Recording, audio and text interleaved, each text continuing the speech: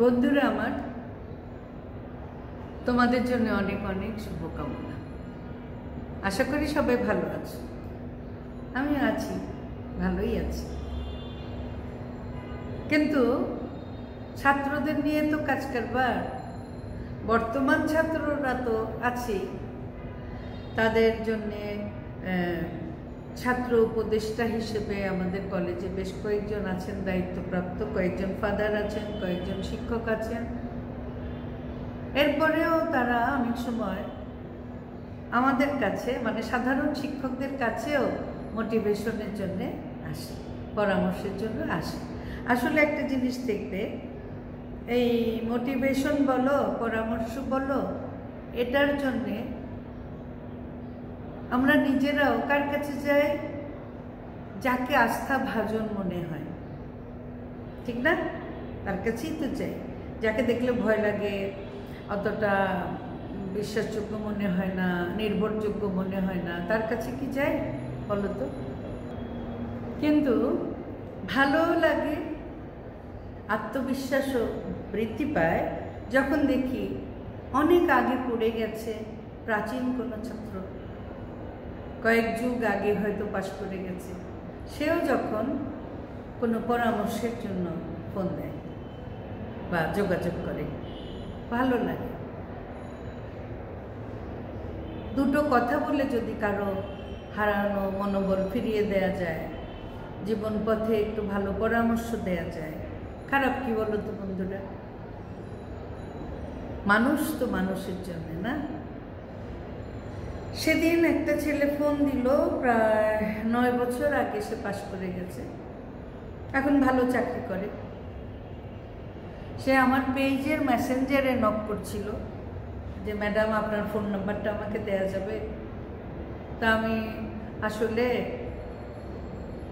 বলা যায় তো অনেকটাই প্রাচীন মানুষ, হ্যাঁ বয়স হয়েছে, তবে এই ফেসবুকে এসে মানে ব্লগার হয়ে, ইউটিউবার হয়ে এই ধরনের কাজগুলো এমনি এমনি শিখেছি, কোথাও তার কোর্স করার ছিল না। কোভিডের কারণেই আমরা অনলাইন ক্লাস নেওয়াটা শিখেছিলাম, সেটা সাহায্য করেছে। তো আমি ওই আমার নিজস্ব প্রোফাইল, সেটার একটা মেসেঞ্জার, মার্লিন্স পেজের একটা মেসেঞ্জার, মার্লিন্স শর্ট স্টোরিজের একটা মেসেঞ্জার, 3টা মেসেঞ্জারে আমি তালগোল পাকিয়ে ফেলি। ঠিকঠাক মতন সময় মতন অ্যাটেন্ড করতে পারি না, তাই সব মেসেজ আমার চোখেও পড়ে না, আবার সব মেসেজের চোখে পড়লেও উত্তর দেয়া হয়ে ওঠে না। সব এমন অনেক মেসেজও থাকে যেগুলোর উত্তর দেওয়ার দরকার পড়ে না, মনে করি না দরকার, এত ব্যস্ততা থাকে আর পেঁচাল পেড়ে লাভ। যাই হোক, এই ছেলেটাকে আমি বললাম, আমি কি আপনাকে চিনি? আপনার সাথে কি আমার পরিচয় আছে যে ফোন নাম্বার চাইছেন? তখন সে জানালো, ম্যাডাম আমি অত ব্যাচের অমুক গ্রুপের ছাত্র ছিলাম, অমুক হোস্টেলে থাকতাম, আমার একটা ব্যক্তিগত প্রয়োজনে বিশেষভাবে আপনার সাথে কথা বলা দরকার। তখন তাকে আমি দিলাম আমার নাম্বারটা। তারপরে সে অনেক আলাপ করলো, অনেক কিছু করলো, প্রেম গঠিত অবশ্যই। সেখানে একটা মেয়ের সাথে তার ভালো আন্ডারস্ট্যান্ডিং ছিল, 5 বছরের বেশি। তো মাঝে আবার হলো কি, মেয়েটার বাবা অসুস্থ ছিলেন, সেই সময় আরেকটা ছেলে বেশ দৌড়ঝাঁপ করেছে, যত্নআত্তি করেছে, মেয়েটার বাবা তার প্রতি কৃতজ্ঞ ছিল। সেই ফাঁকে সেই লোকটা চেয়ে বসেছে যে আপনার মেয়েটাকে বিয়ে করতে চাই। মেয়েটার বাবা কৃতজ্ঞতা থেকে, আর ছেলেও ভালো, চাকরি বাকরিও করে ভালো, রাজি হয়ে গেছে। এদের জীবনে তখন ঝড় উঠলো, মেয়েটা তো রাজি হয় না, ছেলেটা আপসেট হয়ে গিয়েছিল তার ভাষ্য অনুযায়ী, এগুলো আমি শুনলাম। তারপরে ওরা আদিবাসী, ওদের প্রথা অনুযায়ী এনগেজমেন্ট হয়ে গেল, ইত্যাদি ইত্যাদি। তো ছেলেটা বলল ওর বাবা বেঁচে নাই, ওর মা আছে আর দুটো বড় বোন আছে, বোনদের বিয়ে হয়ে গেছে। বোনেরা এবং মা আর মেজো দুলাভাই তারা তাকে অনেক মেন্টাল সাপোর্ট দিয়েছে। বললো ম্যাডাম আমি 3-4 মাস আমি খুব আপসেট ছিল। আস্তে আস্তে সে সত্যটাকে মেনে নিয়েছিল। এর মধ্যে কিভাবে যেন ওই বিয়েটা ভেঙে গেছে। বিয়েটা ভেঙে যাওয়ার পরে মেয়েটা আবার এর সাথে যোগাযোগ করেছে। তখন এই ছেলে বলেছে না এটা কি করে হয়, আবার কি করে আমরা আগের মতন হই, এত বড় একটা ব্যাপার ঘটে গেছে মাঝখানে। তখন মেয়েটা খুব অনুরোধ করলো যে না আমি আর কখনো তোমার কাছ থেকে সরে যাব না, এই সেই অনেক কিছু। এক সময় যেহেতু এত ভালোবাসা ছিল, ছেলেটা তার কাছ থেকে অনেক আশ্বাস টাশ্বাস পেয়ে তার সেই ভালোবাসা আবার জেগে উঠেছে।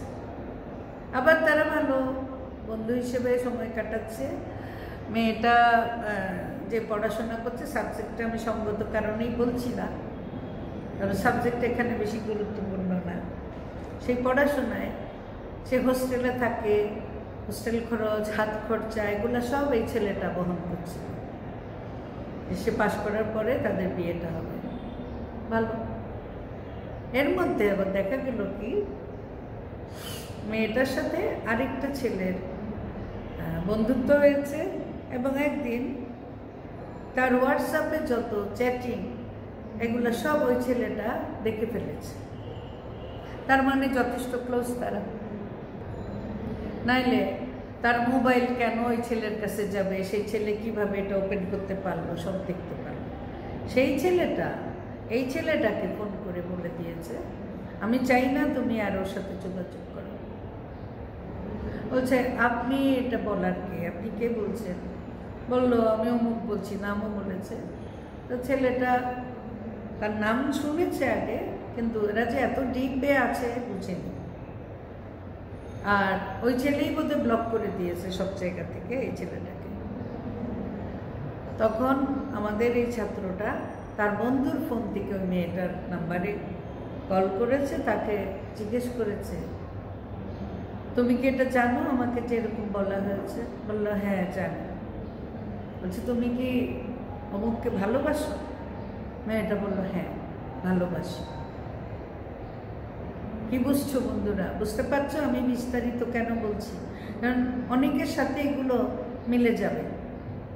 আজকাল এই ধরনের ঘটনা এই মুঠো ফোনের জন্য খুব সহজসাধ্য হয়ে গেছে। পৃথিবীর অপর প্রান্ত থেকেও যোগাযোগ করা সম্ভব সেকেন্ডের মধ্যে। তাই আগে যে মানুষ যোগাযোগের মধ্যে সমস্যা থাকতো, দূরত্ব থাকতো, এর জন্য অনেক সময় সুযোগের মানে চরিত্রহীন হওয়ার সুযোগ পেত না বলেই চরিত্রবান থাকতো। এগুলো আজকাল আর নাই, বরং চরিত্রবান থাকতে চাইলেও অপসুযোগের অভাবে অনেকে চরিত্রের খেই হারিয়ে ফেলছে। ছেলেটা বলছে ম্যাডাম আমি এখন না আর নিতে পারছি না, একবার আমার যে ভাঙচুর হয়েছিল মনের মধ্যে, আমি খুব অসহায় লাগছে আমার ম্যাডাম। তা আমি তাকে সান্ত্বনা দিলাম।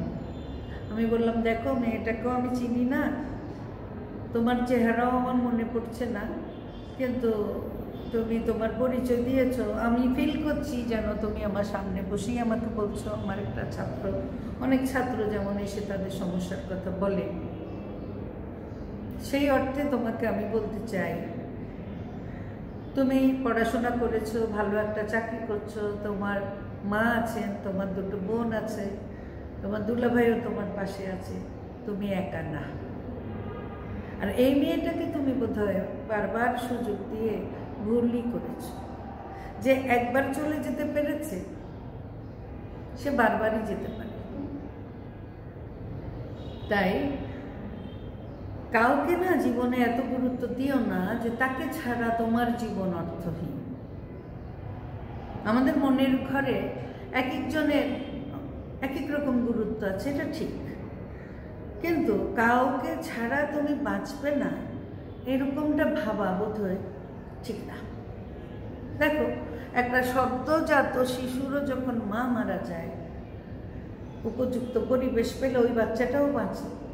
রাজা মরলেও দেশ চলে, আমরা এই পৃথিবীতে কেউ অপরিহার্য না, চাঁদ সূর্য অপরিহার্য, কিন্তু আর কোনো গ্রহ নক্ষত্র অপরিহার্য না। মানুষ তো অপরিহার্য নয়, কারোর জন্য কিছু থেমে থাকবে না।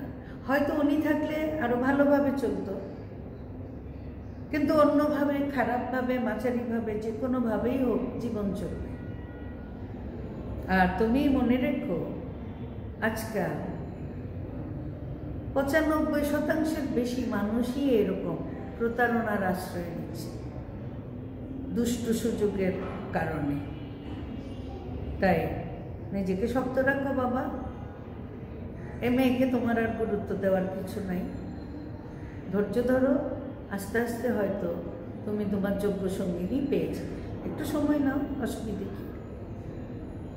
বন্ধুরা, বিশেষ করে আমার তরুণ তরুণী বন্ধু যারা আছো, ছাত্র বন্ধু যারা আছো, তোমাদের জীবনে যদি এরকম এই ধরনের কোনো ঘটনা ঘটে, তোমাদের প্রতি আমার আহ্বান থাকবে, সাবধান থাকবে।